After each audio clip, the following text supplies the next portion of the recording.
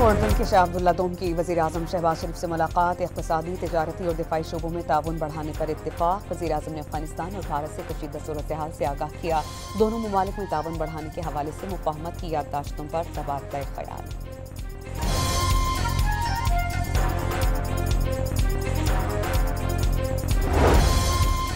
PTI दौर में तोहम परस्ती। मुशर्रफ बीबी की इजाजत के बगैर बानी का तैयारा उड़ान नहीं भर सकता था।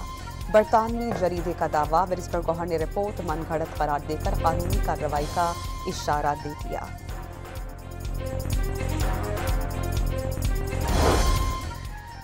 हैदराबाद लतीफाबाद नंबर 10 में पटाखे बनाने वाला कारखाना धमाके से गूंज उठा। अमवात तय हो गई। रेस्क्यू ऑपरेशन जारी। लाहौर हाईकोर्ट के जस्टिस शम्स महमूद मिर्जा ने इस्तीफा दे दिया। अपना चेंबर खाली कर दिया। इस्तीफे की वजह सामने नहीं आई। और साउथ वेल्स में बारिशों के बाद गलियां और सड़कें तालाब बन गईं। पानी रिहायशी इलाकों में दाखिल। महकमा मौसमियात ने मज़ीद बारिशों की पेशगोई कर दी।